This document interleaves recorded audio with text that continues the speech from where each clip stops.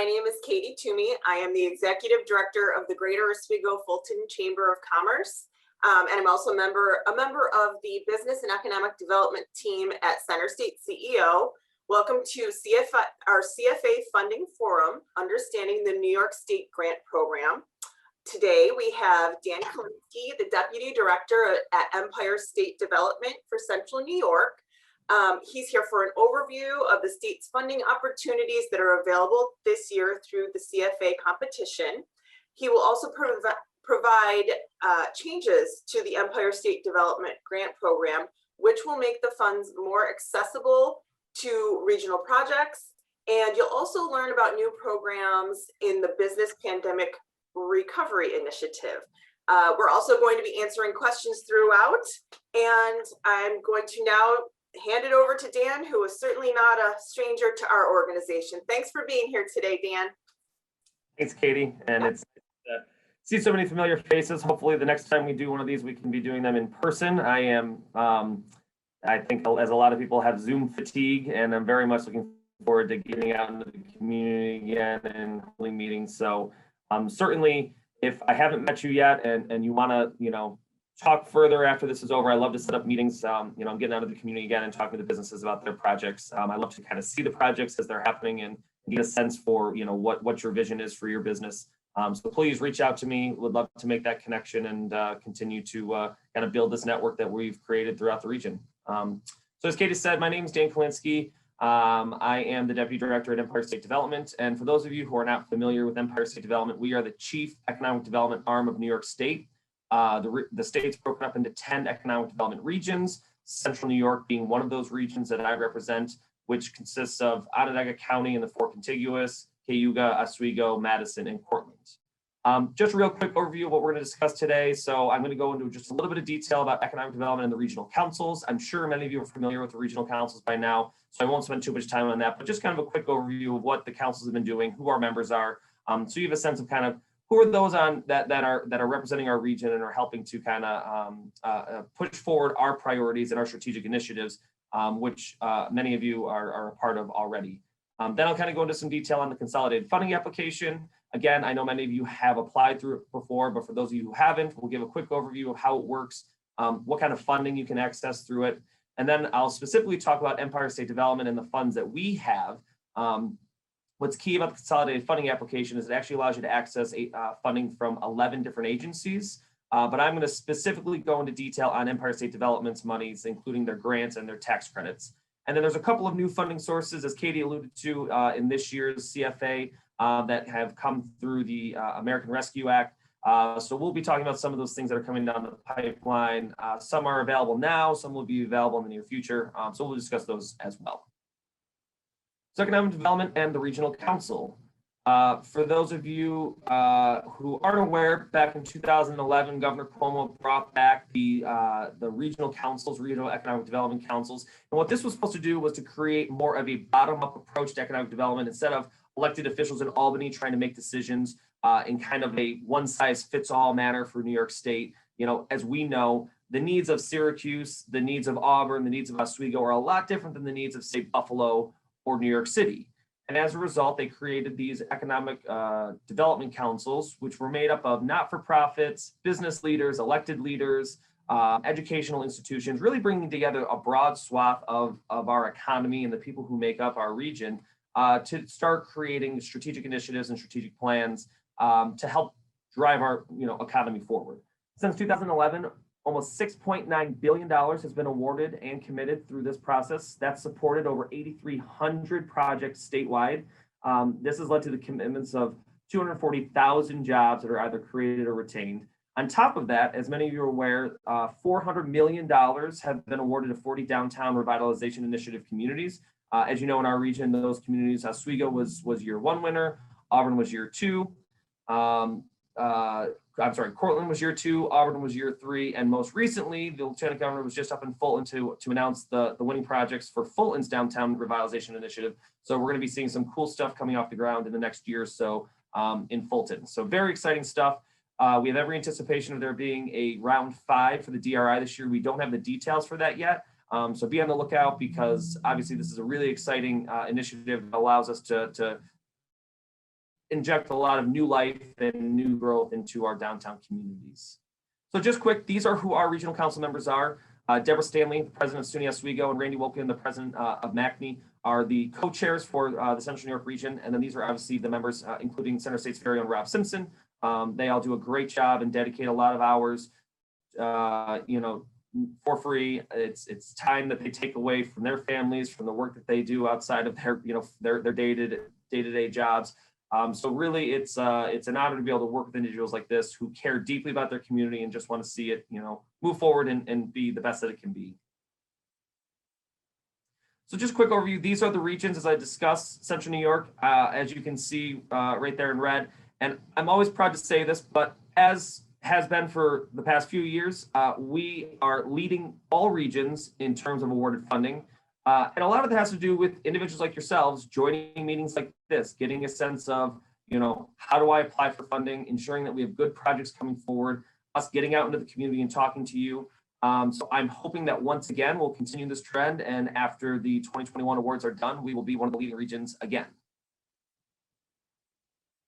So the Consolidated Funding Application, as I discussed, this was a streamlined approach to accessing funding through the state. So before the CFA existed, the Consolidated Funding Application existed, if you wanted to apply for money through Empire State Development, you would call someone like me.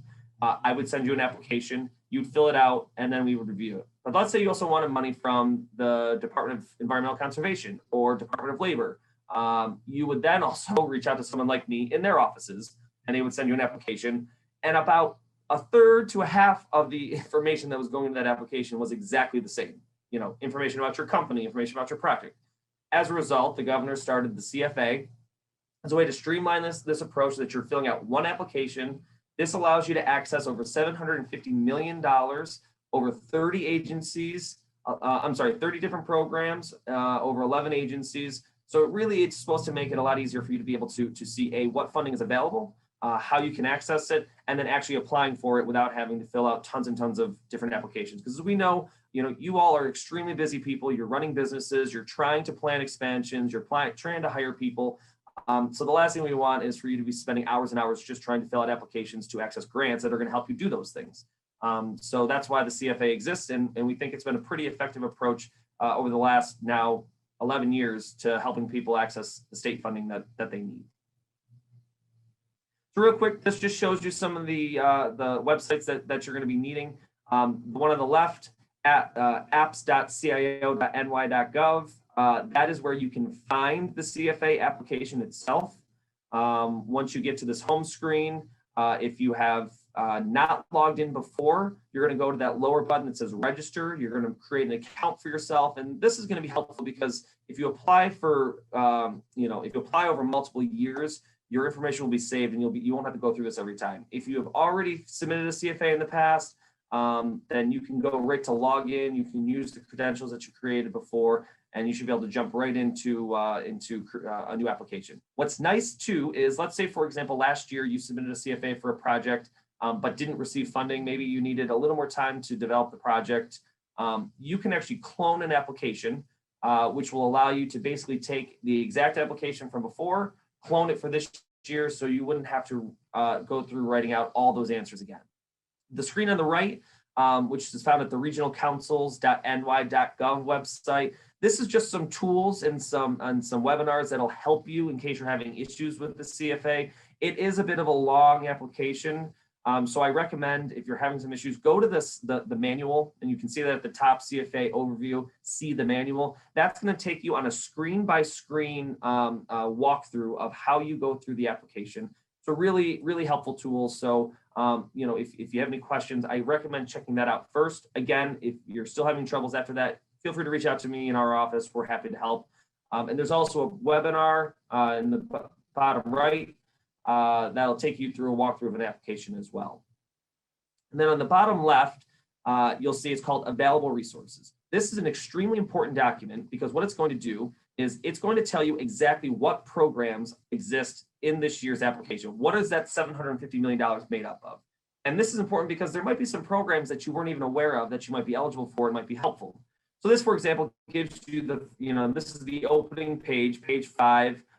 These are the specific programs that are subject to a 4 p.m. deadline on July 30th. So if you're looking to apply for one of these funding sources, you have to make sure that your application is in before July 30th at 4 p.m. There's some other programs, specifically this year, the ESD Grant Program, which is the biggest change, that are not subject to that July 30th deadline.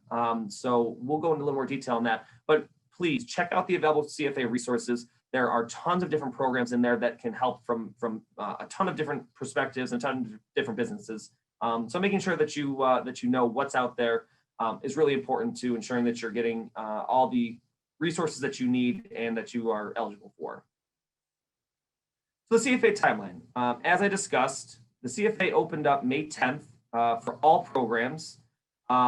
And again, this year we've got a couple of different options. There's some programs that are subject to a deadline, as I discussed, and you can see on the left.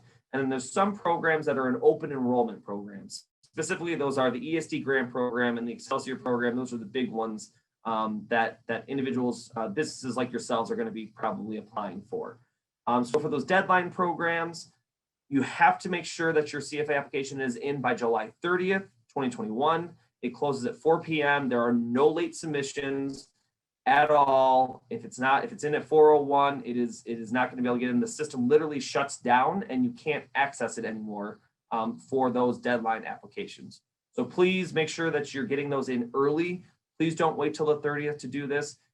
We have had issues in the past where too many people were trying to get into the system at the same time, and as a result, their application to get in on time. So if you're really, please try to be ahead of the game. Try to get in maybe a week or two before that. And for these programs, if you do go into one of the deadline programs, there'll be one announcement, usually in the late fall, sometime around maybe November or December, where you'll find out if you were awarded in that tranche of funding. For open enrollment, as I said, these stay open all year long until the funds are exhausted. And for the first time ever, ESD Grant Funds, there's $150 million available statewide, are a part of this program. So what's going to happen this year is we're going to be reviewing applications over kind of a multiple periods of time. The first application deadline, not a deadline, but if you'd like to be in the first review, June 30th, any application that comes in June 30th or before is going to be reviewed in what we're calling the Q2 review. And what that's going to mean is we'll spend the next 4 weeks, basically all of July, reviewing the applications, and then awards will be given out sometime in August.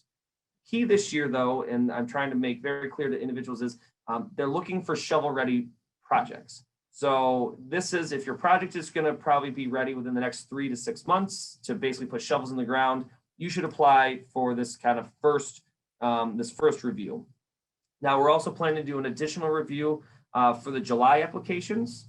So if you don't get in by June 30th, there's another opportunity to get into the third review or the second review, which will be, anything that comes in before July 30th, just 31st and before. And then if there'll be an additional review in September. So again, if you're not quite ready to get your application in, don't worry. I do not believe that, we're going to be reviewing projects throughout the year for a long time. So definitely ensure that your project is ready to go to give yourself the best chance of being funded. So Empire State Development. So Empire State Development's programs include specifically our ESD Grant Funds and Excelsior Jobs Program. There's a couple of other opportunities, including feasibility studies, but these are the kind of our biggest programs, the ones that many of the businesses are looking to apply for. And so I'm going to go into some greater detail on what those programs include and how you apply for them. So specifically talking about the ESD Grant Funds. Again, as I mentioned, this is on a rolling basis this year. So there'll be multiple reviews throughout the year. So please, don't feel like you have to get it in right away. We really want to make sure that we have projects that are ready to go, that are strong projects, so that we're continuing to fund, projects that are going to be off the ground pretty quickly. Eligible applicants, obviously everyone on this call is probably an eligible applicant, but just quickly, businesses, not-for-profits, business bids, local development corporations, public benefit corporations. There's a lot of individuals who can be eligible for our ESD grant funds. And again, I believe that many people, if not all on this call, would be eligible for the ESD grant funds. Eligible project costs. What can the funds be used for? So funds are used for acquisition of land, buildings, machinery, equipment, demolition, environmental remediation, new construction, renovation projects, or leasehold improvements, acquisition of furniture and fixtures. Certain soft costs, if there's maybe design aspects to your project that you want to include in your budget, those would be eligible. And of course, planning and feasibility related to the capital project. Ineligible costs, we cannot use funds for retail and or residential. In the past, though, we have funded mixed use projects where you had maybe apartments on the second and third floor and commercial on the first floor, but only the commercial aspect of that project would be considered eligible towards the cost that would be reimbursed. Some important information to remember, our awards will not exceed 20% of the total project costs. And I would say that typically awards fall closer to the 10 to 15% range. So trying to figure out, what your ask is in your statement of need is going to be dependent on how big your budget is. But again, that ask cannot go above 20% of the total project costs. All awards require a 10% equity contribution. So as you're figuring out your financials for your project, you can't be financing the entire project via debt. So ensuring that you have the cash flow in order to have that 10% equity contribution towards your project.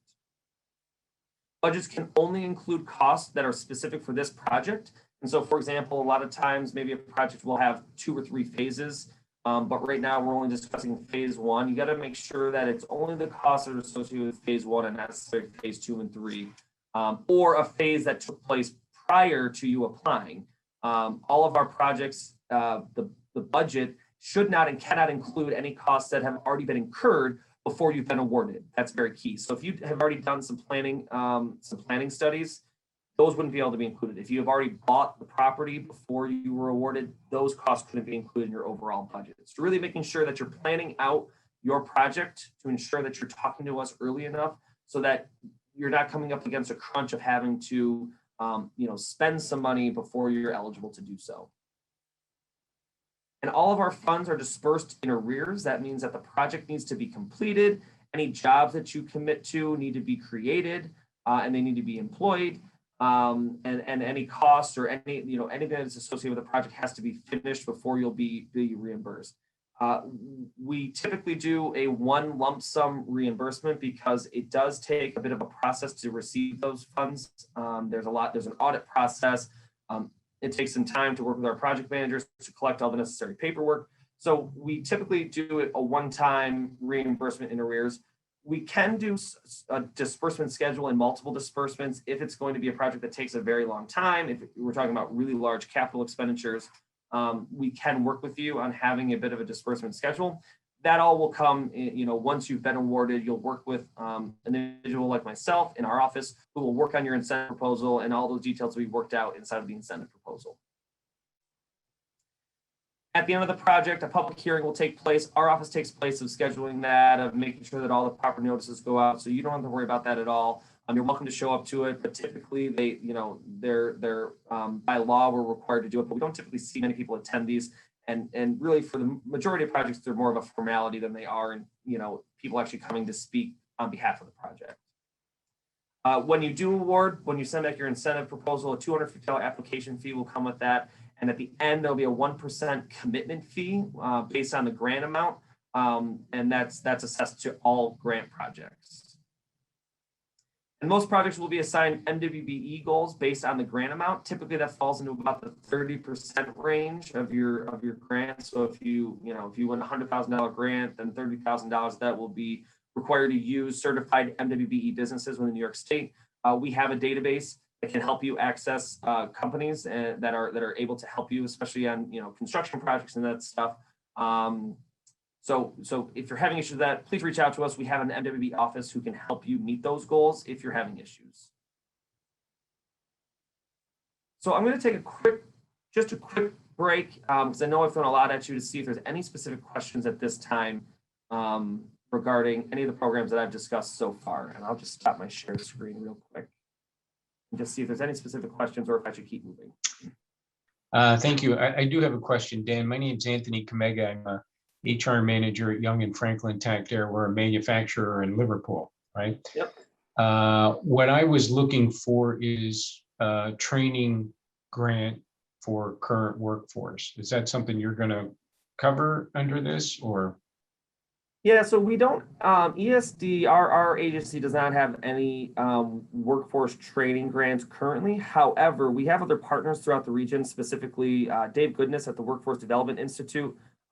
They definitely have training dollars that could be available to you. So what I would say is let's talk offline. A lot of times what will happen when I'm working with businesses such as yourself is I'll bring in our partners in the community as well. The local IDAs, Dave Goodness with the Workforce Development Institute, anyone else, because really when it comes to building out, not only incentive packages, but ensuring that you have the resources you need to make your business successful, it's kind of, I call it a puzzle. We have to find all the right pieces to mix together to make sure that your project is successful. And so those partners that I have throughout the community, we work very, very closely with them. I almost joke that we're more of working on the same team instead of at different agencies because we work so closely together. So Okay. Head offline. I'll have my contact information on the last slide, so you can. Okay.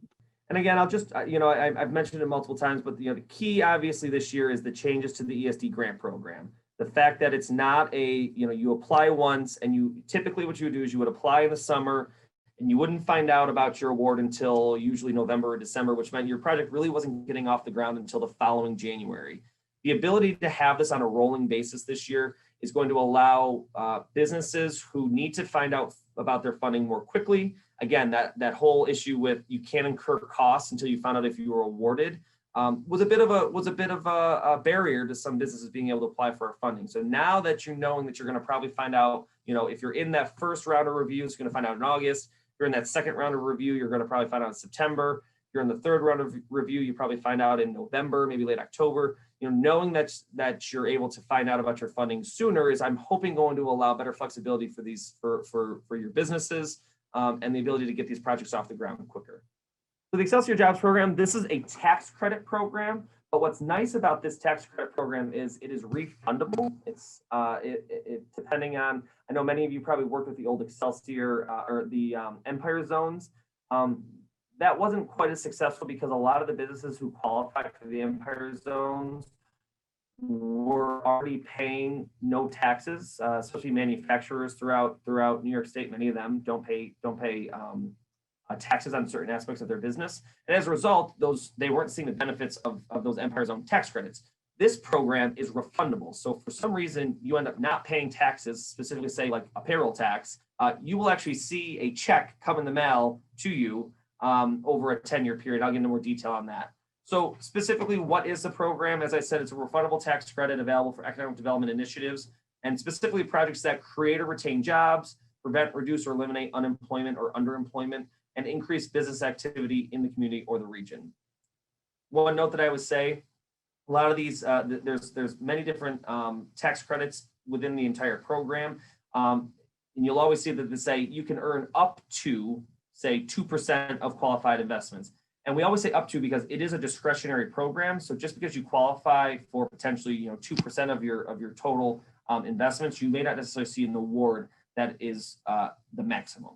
And that all has to do with our internal analysis, and we're able to kind of figure out how the awards work out. But just so you know that, because you're a lot of you are a lot smarter than I am and probably are able to do the math pretty quickly in terms of what an award could look like if it was the maximum. So in order to qualify for an Excelsior tax program, you have to fall into one of these targeted activities or industries. Manufacturing is a very large one. We do a lot of manufacturers through this tax credit program. Agriculture, software development, scientific R&D, distribution centers, back office operations, life science companies, entertainment companies, music production, and financial services. And again, each of these have specific thresholds that you have to meet in order to qualify. We'll get into that on the next slide. But there's a jobs requirement, a minimum jobs requirement that you need to create in order to qualify for the program. So for eligibility, as I said, there's two different tracks. So the job growth track, this is what I would say 95% of our businesses go through. In order to qualify for this, you need to be one of those targeted industries that I discussed, and you need to be creating net new jobs. And that minimum is based on the industry that you're in. For example, if you're a manufacturer, the minimum new jobs is 5 jobs. And once you hit that 5 job threshold, you could then qualify for this program. You could also qualify as a regionally significant project, RSP. This opens up an additional tax credit for you. So that includes having to be the targeted industry, creating those net new jobs, and you need to be making significant capital investment in your project. And again, that is based on the industry as well. There's a minimum capital investment in order to qualify for that, that additional tax credit.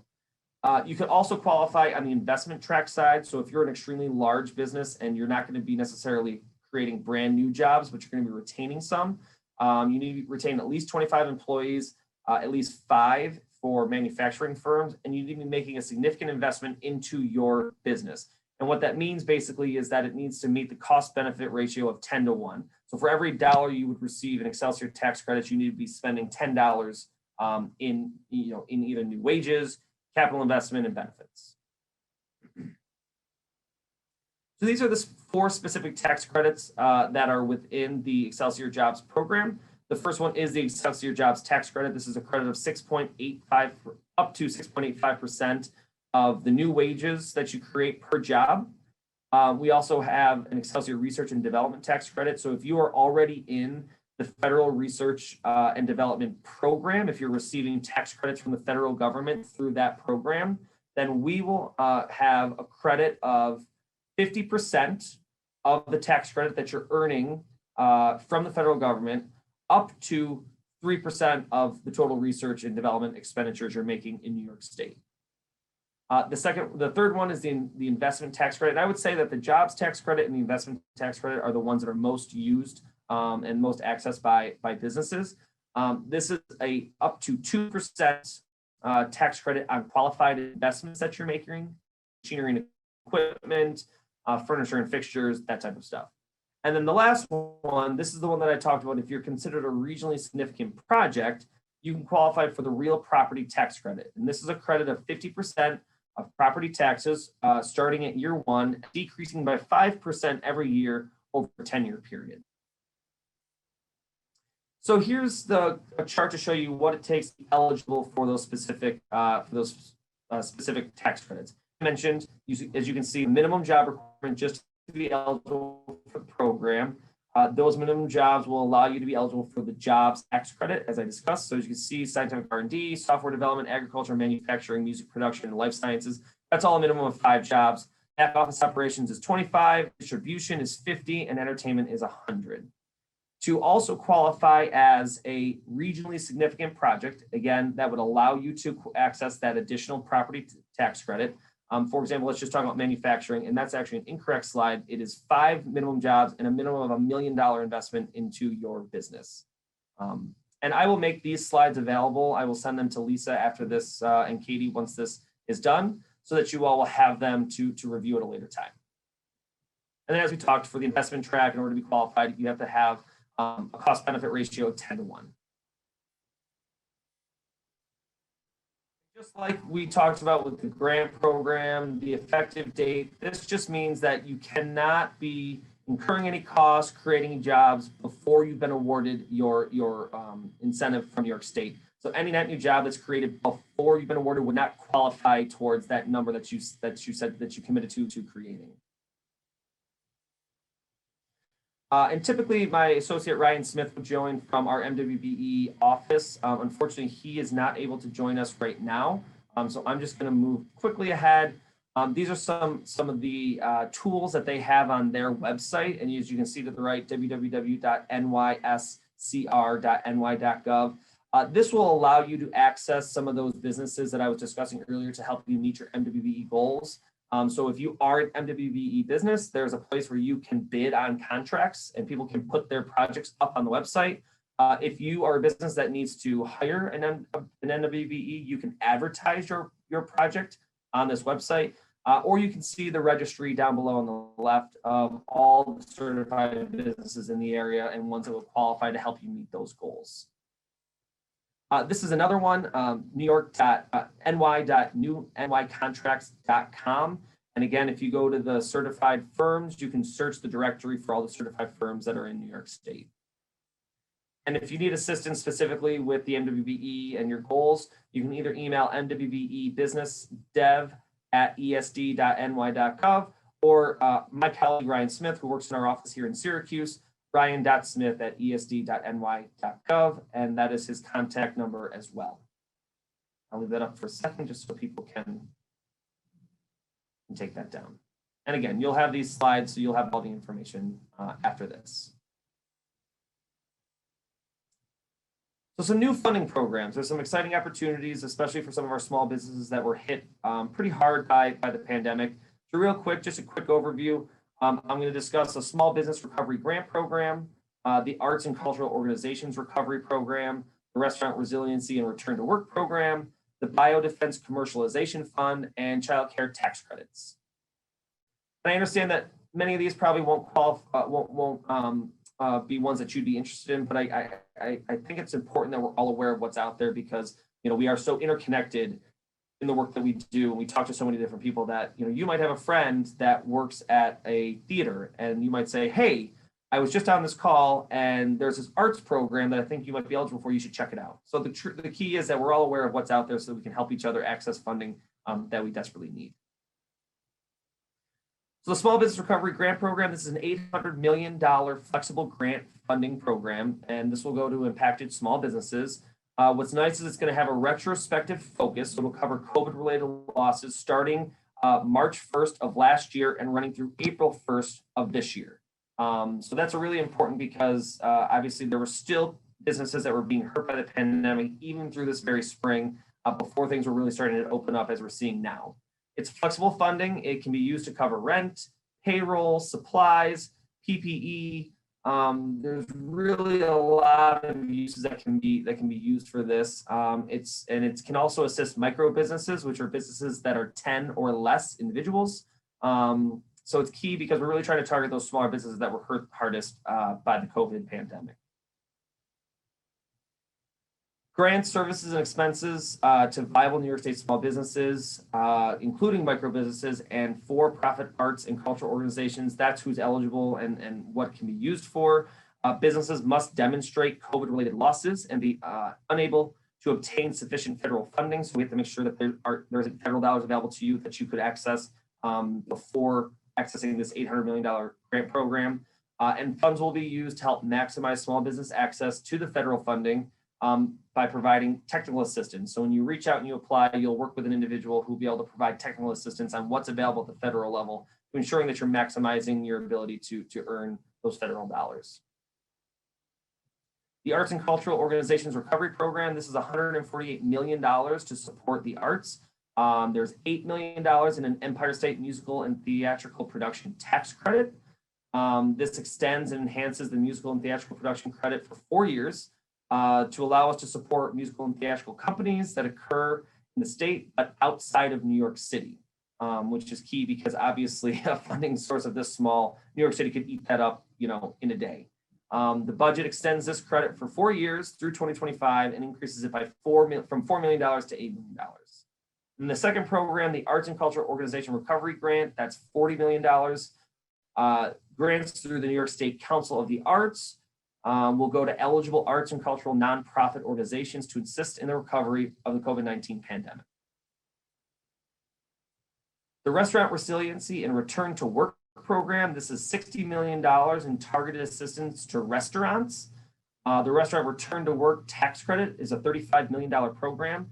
They must be a small restaurant either in New York City or an area deemed an orange or red zone for 30 plus consecutive days, which I believe Onondaga County was. It's a $5,000 cap per new worker or $50,000 cap per business. They must demonstrate year-to-year losses of 40% plus and must hire one worker or more to be qualified for this program. There's a fast track option to claim the credit before the end of the year if the funding is needed sooner in order to get the business operations moving more quickly. There's also the Restaurant Resiliency Grant Program. This is $25 million. These can go to services, expenses, and costs of program administration. The grants go to restaurants that offer meals and other food-related items to people within distressed or underrepresented communities. And the funds can cover purchase of food, costs related to the preparation, provision, or delivery of the food, and other associated costs. The Biodefense Commercialization Fund, this is a $40 million fund for infectious disease resiliencies.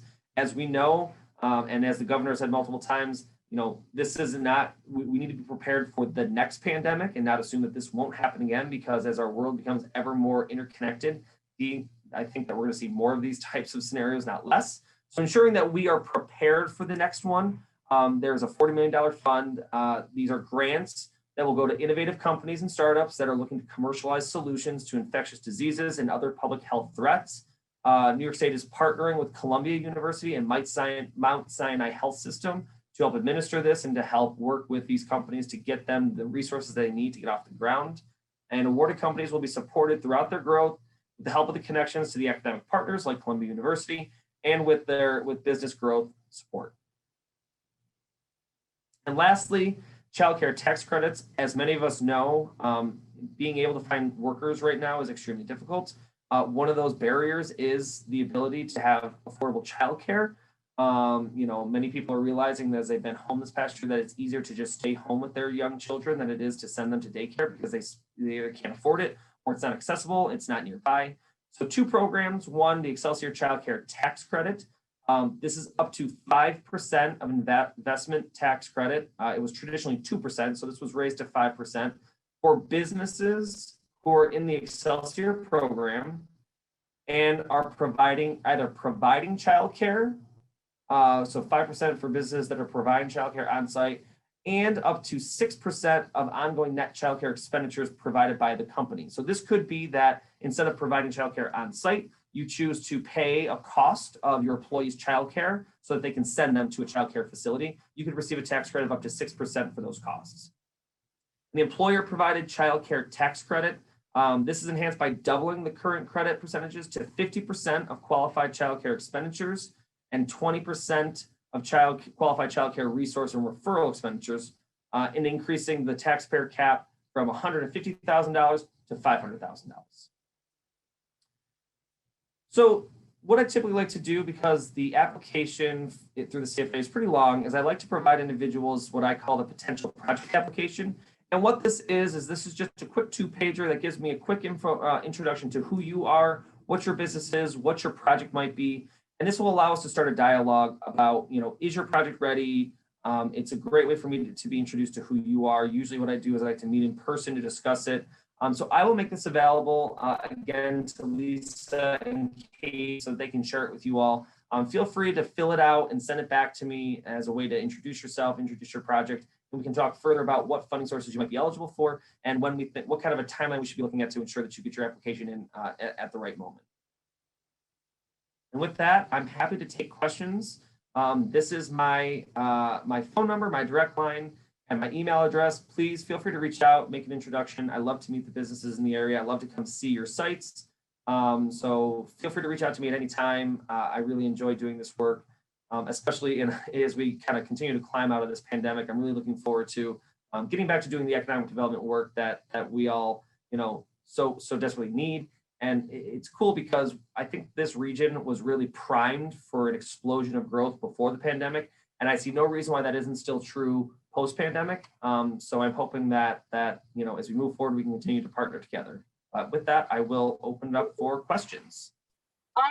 I am an accountant and I'm looking to start up financial services for small businesses. So it's fairly new to me. Do you have, like you said, a resource that will allow me to know exactly how I should be applying and what information I should be giving? Just like the standard, because I just moved to New York, so I'm familiar with New Jersey, but not New York. Sure. Are you talking about specifically what information would go into the CFA application? Yes, right. Exactly. Mm-hmm.